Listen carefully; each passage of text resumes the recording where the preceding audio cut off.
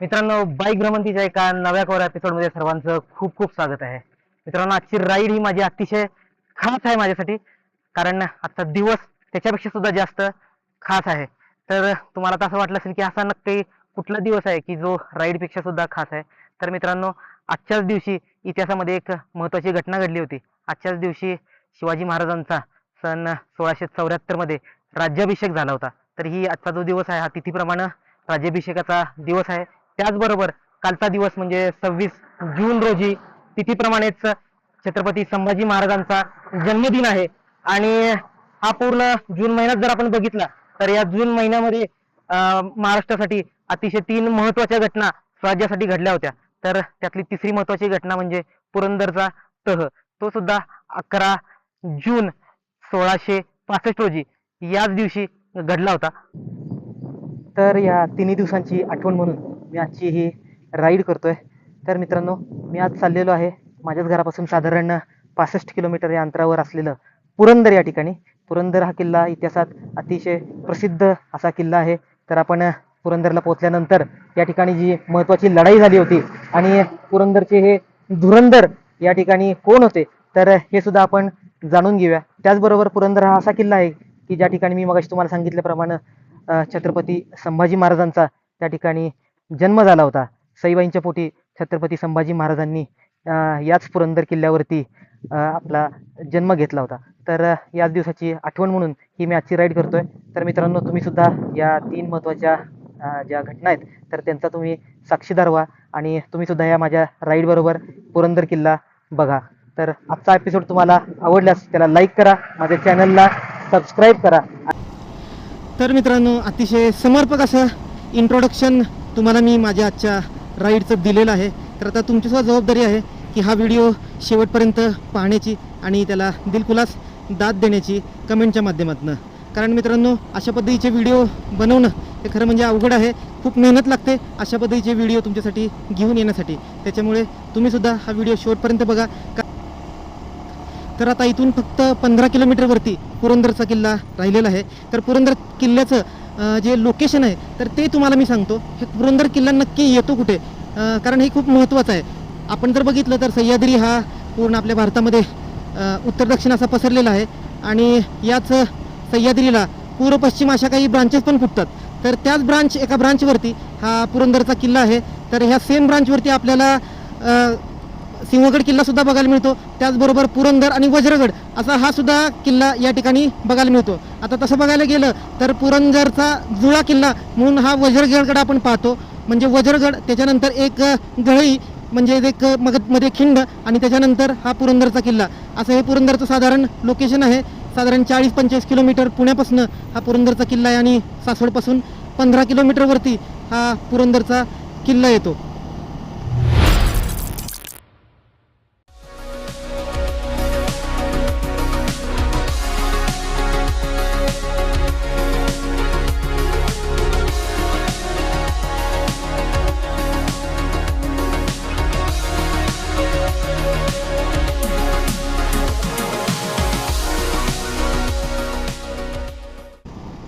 पुरंदर किल्ल्याबद्दल एक अतिशय महत्त्वाची गोष्ट प्रत्येकानं इथं येण्याआधी लक्षात ठेवायची आहे.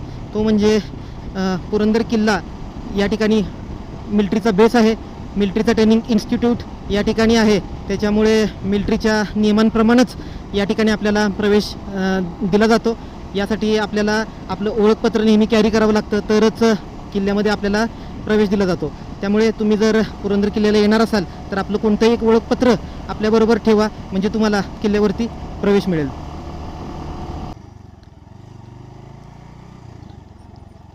तर मित्रांनो, समोर आपल्याला हा जो बलाढ्य असा किल्ला दिसतोय तोच आहे किल्ले पुरंदर. आत्ताच आपण ह्या किल्ल्याची कमान बघितली तर त्या ठिकाणी सुद्धा स्पष्टपणे लिहिलेलं आहे की हे छत्रपती संभाजी महाराजांचं हे जन्मठिकाण आहे. तर मित्रांनो, आता गाडीनेच आपल्याला वरतीपर्यंत जाता येतं, पण पहिल्यांदा अशी सोय नव्हती. पहिल्यांदा आपल्याला ट्रेक करून वरती जावं लागत होतं, पण आता वरतीपर्यंत हा घाट या ठिकाणी बनवला गेल्यामुळे आपल्याला डायरेक्ट वरतीपर्यंत गाडीनंच जाता येतं. तर मित्रांनो, इथून सुरू होतोय पुरंदरचा हा घाट. साधारण 4.5 ते 5 किलोमीटरचा हा घाट चढून आपल्याला किल्ल्यावरती पोचायचं आहे. तर बघा मित्रांनो, किती बलाढ्य असा हा दुर्ग आहे आणि तुम्ही इतिहासामध्ये वाचलं असेल की या किल्ल्याला वेढा पडला होता. तर या किल्ल्याला वेढा देणं म्हणजे हे काय असेल, तर हे सुद्धा आपण या ठिकाणी इमॅजिन करू शकतो. एवढ्या मोठा दुर्ग आहे, ह्याला पूर्ण वेढा द्यायचा म्हणजे काय काय करावं लागत असेल, तर याचं सुद्धा आपण या ठिकाणी इमॅजिन करू शकतो. तर मित्रांनो, या बाईक राईडच्या निमित्तानं पुरंदर किल्ल्याबद्दल एक गोष्ट मला आठवते. ते इतिहासाचं इयत्ता 4थीचं पुस्तक, ज्याच्यामध्ये हा धडा होता की ज्यामध्ये आपल्याला शिकवलं गेलं होतं की पुरंदरचा तह झाला होता. मिर्झाराजे जयसिंग यांच्याबरोबर छत्रपती शिवरायांनी केलेला हा पुरंदरचा तह, आणि त्या तहामध्ये औरंगजेबाला दिलेले 23 किल्ले हे सुद्धा मला या निमित्तानं आता आठवायला लागलेत. तर मित्रांनो, ही अशी काही गोष्टी तुम्हाला इतिहासाच्या पुस्तकातल्या वगैरे आठवत आहेत का? तर तुम्हाला आठवत असतील तर मला कमेंट करून तुम्ही नक्की सांगा.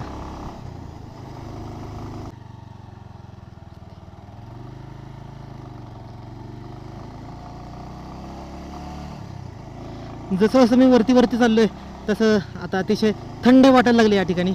आणि तुम्ही आजचं जर वातावरण बघितलं तर अतिशय ढगाळ वगैरे आहे, पावसाची शक्यता आहे असं मला वाटते. पण नेमकं आज मी माझा रेनकोट विसरलेलो आहे, त्यामुळे ती एक धाकधूक माझ्या मनात मी राईडला निघाल्यापासूनच आहे की जर आज पाऊस पडला तर काय होणार. मला मग बराच वेळ इथं थांबायला लागणार आहे, कारण मी रेनकोट आणलेलं नाही आहे. तर ठीक आहे, काय हरकत नाही. अजून फक्त 1 किलोमीटर राहिलेलं आहे पुरंदरचा किल्ला. तर आता एवढं हे 1 किलोमीटरचं अंतर पार करतो आणि त्या ठिकाणच्या काही ज्या फॉर्मॅलिटीज आहेत त्या मी करतो, आणि मग आपण डायरेक्टली हा किल्ला बघायला घेऊया.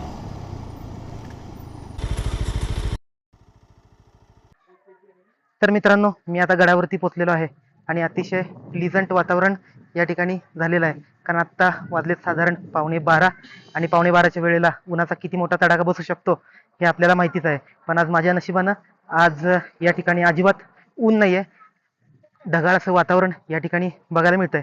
म्हणूनच खूप छान वाटायला लागलं इथं किल्ल्यावरती आल्यावर. या गडाचा बालेकिल्ला आपण या ठिकाणी बघू शकतोय. या ठिकाणी रॉक क्लाइम्बिंग असं लिहिलेलं आपण वाचू शकतो. तर या ठिकाणी आर्मीचं ट्रेनिंग इन्स्टिट्यूट आहे आणि हे या ठिकाणी ठेवण्याचं कारणच मुळात या किल्ल्याची रचना हे आहे. कारण या किल्ल्याचे जे कडे आपण बघितले तर त्या अतिशय तासलेले वगैरे अशा पद्धतीचे बघायला मिळतात. त्यामुळे रॉक क्लाइम्बिंगचं प्रशिक्षण देण्यासाठी अतिशय आयडियल असा हा किल्ला आहे. त्याचमुळे या ठिकाणी आर्मीचा ट्रेनिंग कॅम्प या ठिकाणी ठेवलेला आहे. इसवी सन 1818 मध्ये मराठ्यांचा पराभव ब्रिटिशांनी केला.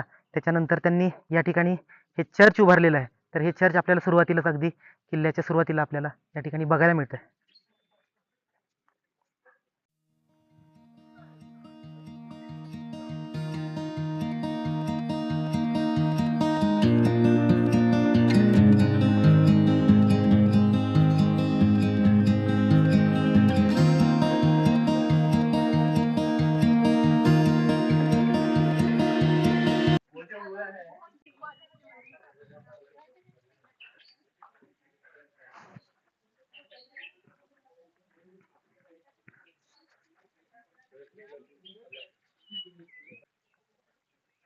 गडावरती थोडंसं अंतर चालून आल्यानंतर अगदी सुरुवातीलाच आपल्याला हा पुतळा बघायला मिळतो.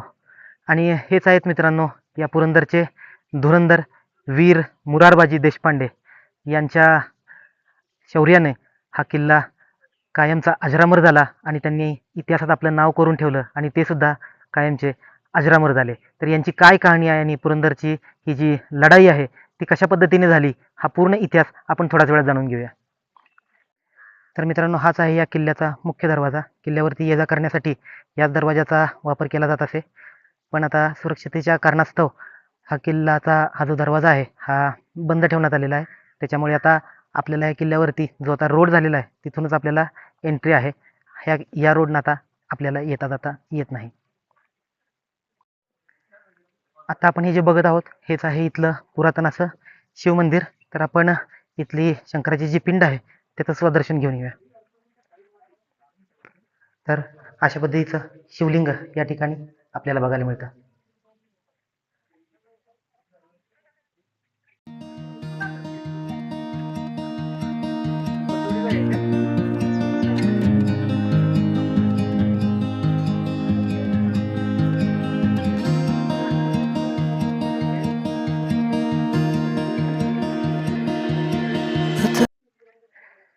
तर मित्रांनो, आपण समोर जो पाहत आहोत तोच आहे स्वराज्य रक्षक या गडाचे सुपुत्र आणि आपल्या या हिंदू धर्मासाठी आपलं सर्वोच्च बलिदान देणारे छत्रपती संभाजी महाराजांचा हा या ठिकाणी पुतळा बसवण्यात आलेला आहे. तर याच निमित्तानं माझा छत्रपती संभाजी महाराजांना मानाचा मुजरा. तर मित्रांनो, हेच आहे या ठिकाणावरून दिसणारं सुंदर असं आजूबाजूच्या परिसराचं दृश्य.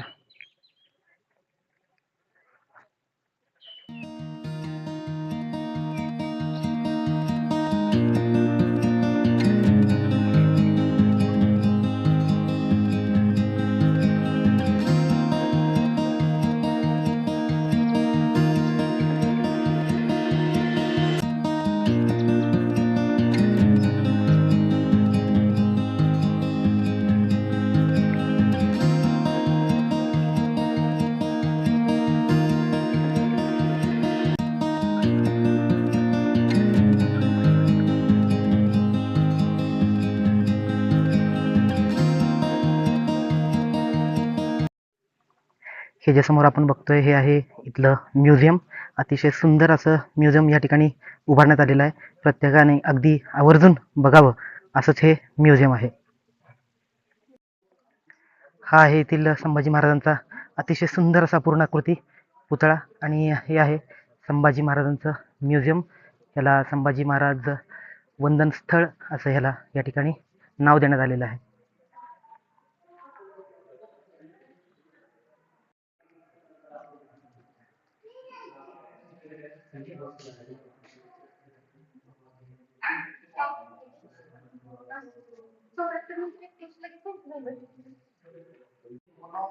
या म्युझियम मध्ये स्वराज्यातील गडकिल्ल्यांची अतिशय समर्पक अशी माहिती दिलेली आहे.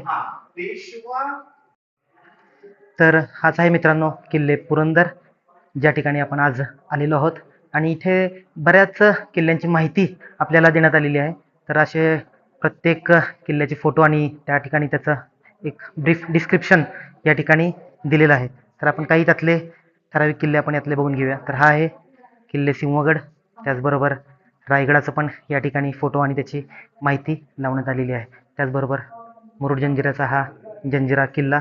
हा आहे पुण्याच्या जवळ असलेला कुराईगड. त्याचबरोबर किल्ले शिवनेरी, जिथं छत्रपती शिवाजी महाराजांचा जन्म झाला. हा वासोटा किल्ला सातारा जिल्ह्यातील. त्याचबरोबर हा मदनगड आहे.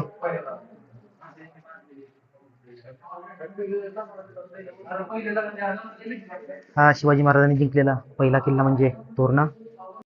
ज्यावेळी पुरंदरचा तह झाला त्यावेळी शिवाजी महाराजांचं वास्तव्य असलेला गड म्हणजे हा किल्ले राजगड.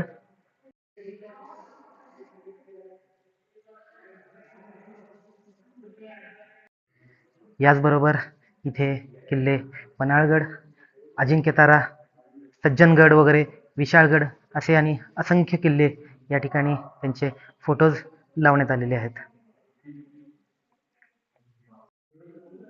आणि सगळ्यात महत्त्वाचं म्हणजे शिवराज्याभिषेक दिनाचा हा फोटो. याचबरोबर याची माहितीसुद्धा या ठिकाणी लावण्यात आलेली आहे. दिनांक 6 जून 1674 रोजी शिवाजी महाराजांचा राज्याभिषेक झाला. पण आज तिथीनुसार 26 जून रोजी तो दिवस येतो आणि याच दिवसाचं औचित्य साधून मी या ठिकाणी किल्ले पुरंदरला भेट देण्यासाठी आलेलो आहे. छत्रपती संभाजी महाराजांचा हा पुतळा आणि त्याचबरोबर त्यांच्या राज्याभिषेक दिनाचा हा फोटो.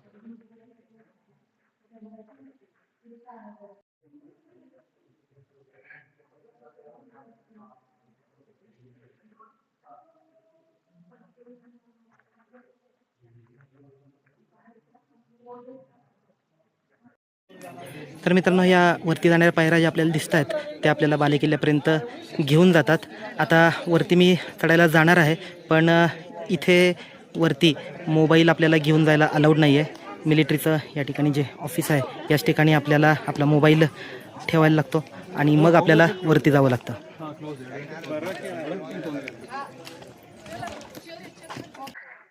मित्रांनो, या किल्ल्याचा संपूर्ण इतिहास जाणून घ्यायचा असेल तर आपल्याला थेट इसवी सन 1665 मध्ये जावं लागतं. काय घडलं होतं इसवी सन 1665 मध्ये?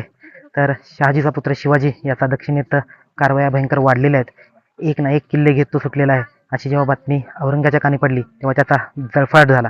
त्याने तात्काळ फरमान सोडलं की 50,000ची फौज करावी व असा हुकूम दिला की मिर्झा रजीत जयसिंग व पठाण सरदार दिलेर खान यांनी दक्षिणेत कूच करावं. त्याच्या या आदेशाप्रमाणे या दोघांनी दक्षिणेत कूच केली व ते थेट या पुरंदरच्या पायथ्याशी आले. त्यांनी सुरुवातीला वज्रगड आपल्या ताब्यात घेतला, कारण हा वज्रगड जिंकल्याशिवाय हा पुरंदरचा किल्ला जिंकता येत नाही. त्याच्यामुळे वज्रगड ताब्यात घेतला आणि त्याच्यानंतर या किल्ल्यावरती तोफांचा मारा करायला सुरुवात केली.